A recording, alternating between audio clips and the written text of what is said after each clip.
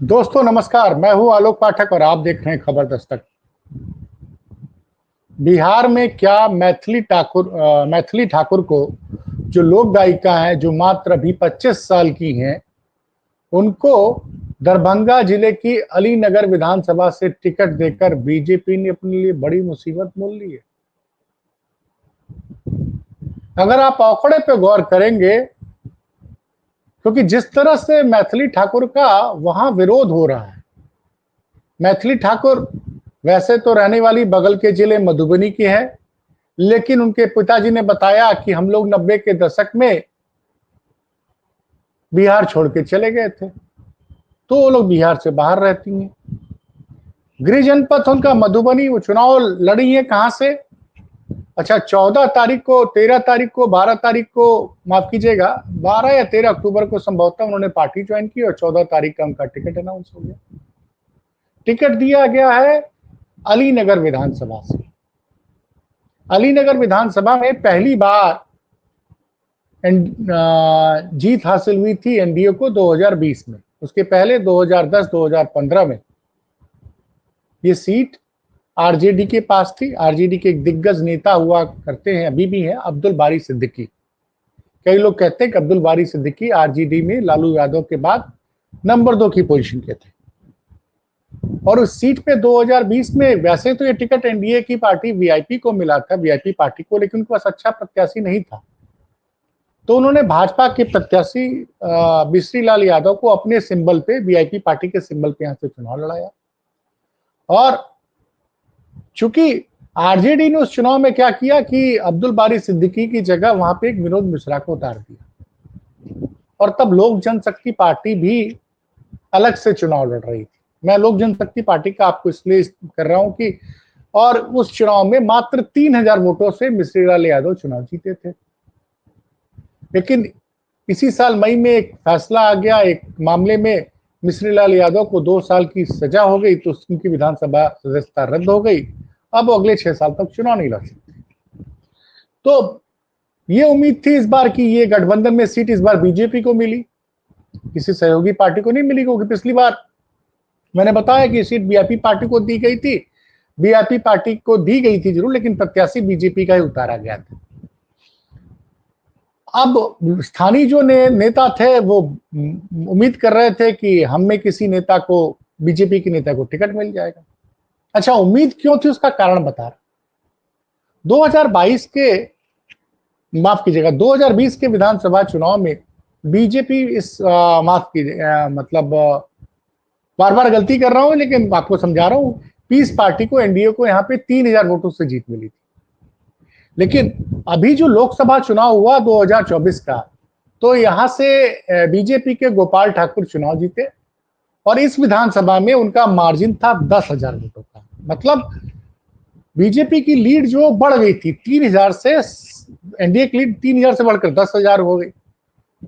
अब ऐसे में एक स्थानीय नेता संजय सिंह उर्फ पप्पू बड़े पॉपुलर हैं और लोगों को उम्मीद थी उनको टिकट मिलेगा, लेकिन उनको टिकट नहीं दिया गया। मैथिली ठाकुर को टिकट दे दिया गया। अच्छा, ये मैथिली ठाकुर अच्छी गायिका है, लेकिन आपने पैराट्रूपिंग कहते हैं ना, बाहर से लाके उतार दिया, तो जबरदस्त विरोध हो रहा है। इस विधानसभा में भाजपा के 10 से ज्यादा मंडल अध्यक्ष बड़े नाराज हैं और उन्होंने घोषणा कर दी है कि संजय सिंह को, जो पप्पू जी के नाम से भी मशहूर है, उनको, वो निर्दलीय चुनाव लड़ेंगे और उनका समर्थन ये पार्टी के जो नाराज मंडल नेता है वो उनका समर्थन करेंगे।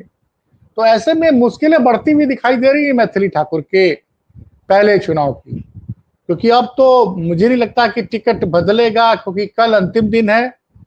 अलीनगर में पहले दौर में मतदान होना है और मतदान जो है वो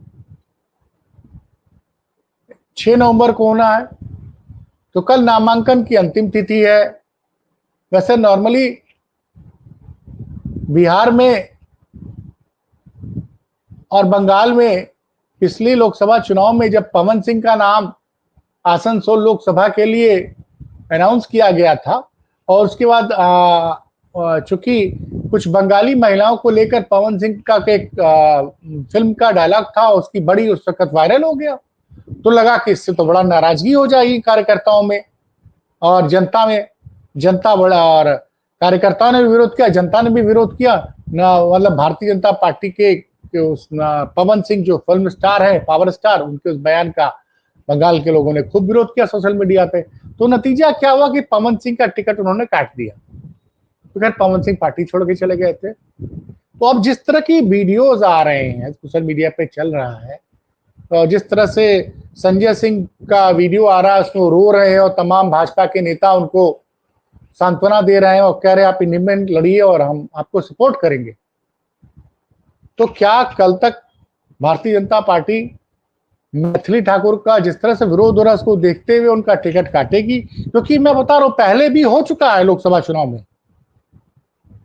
ये ठीक है कि वो चुनाव बिहार में नहीं, बगल में, बिहार के बगल में बंगाल में आसनसोल जिले में आपने लोकसभा चुनाव में दिया था उन्होंने टिकट पवन सिंह को। और पवन सिंह का जब विरोध हुआ तो उसकी जगह नया प्रत्याशी उतारा गया। तो अभी जो है फिलहाल बिहार में जो चर्चा थी, और लोग ये कह रहे हैं कि कलाकार होना एक अच्छी बात है, उनके खिलाफ तमाम तरह की, अब जैसे आप बड़ा कलाकार लेके आते हैं तो कार्यकर्ता बड़े नाराज हैं। कार्यकर्ता इसलिए नाराज है कि अब बाहर से किसी आदमी को लाके अचानक से आप उसको टिकट दे देते हैं, तो उससे स्थानीय कार्यकर्ताओं को बड़ी निराशा लगती है। एक सोशल मीडिया पे बड़े पॉपुलर हैं अजीत भारती, राइट विंग पत्रकार माने जाते हैं। अजीत भारती ने जो ट्वीट किया है, चूंकि वो ट्विटर पे बहुत एक्टिव हैं, मैं आपको पढ़ के सुना रहा हूं। वो संभवतः इसी क्षेत्र के रहने वाले हैं, दरभंगा के रहने वाले हैं। तो उन्होंने जो लिखा है वो मैं आपको पढ़ के सुना रहा हूं, अजीत भारती का ट्वीट।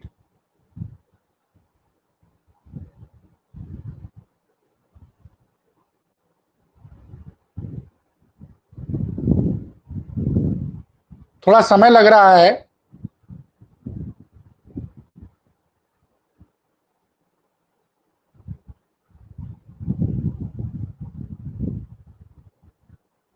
उनका कहना यह था, मैं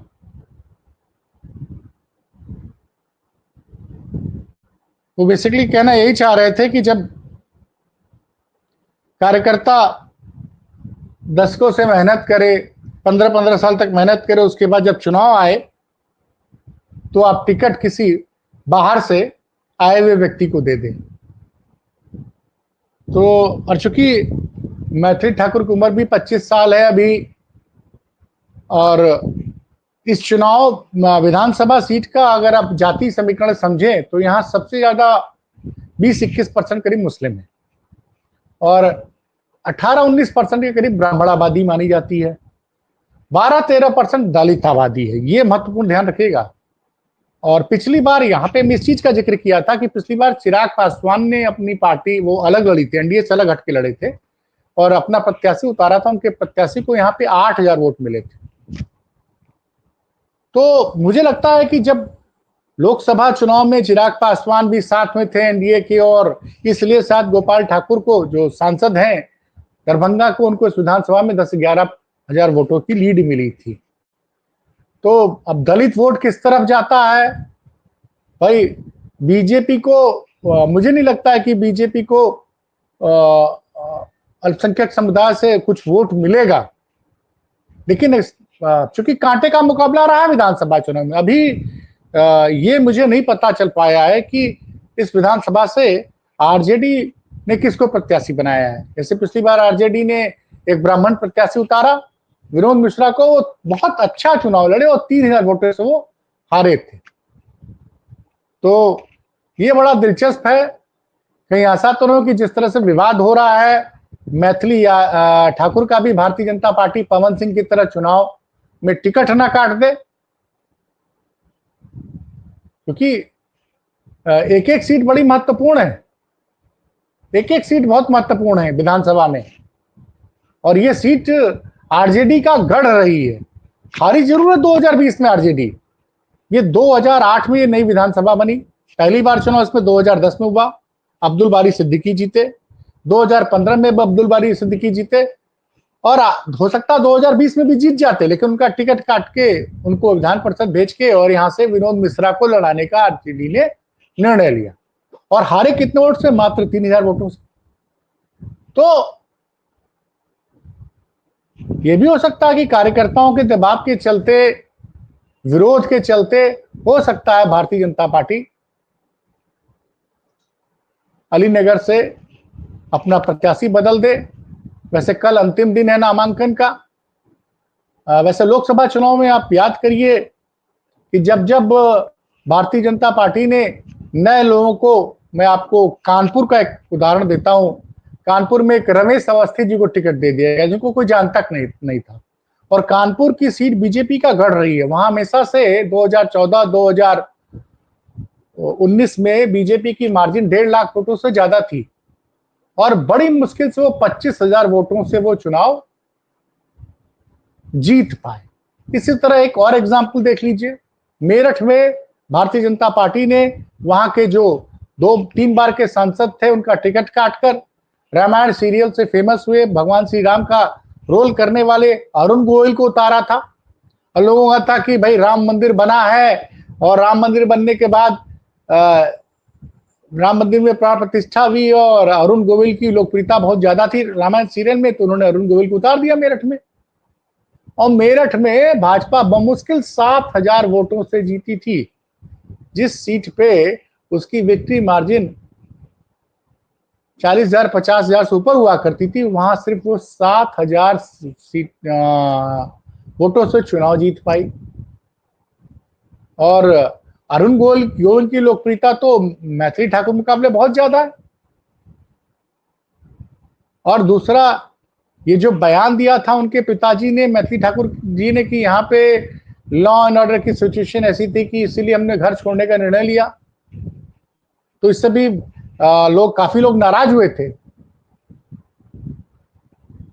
तो ये भी एक मुद्दा बनेगा चुनाव में। और कहीं तो सारा खेल इसमें जानते किसका, दलित वोटर किसके साथ जा रहा है। तो क्या ऐसा हो सकता है कि एन मौके पे मैथिली ठाकुर का टिकट कट सकता है, काट देगी बीजेपी, या फिर वैसे अभी कल नामांकन का अगर खत्म होने के बाद 6 तारीख को चुनाव है, मतदान है,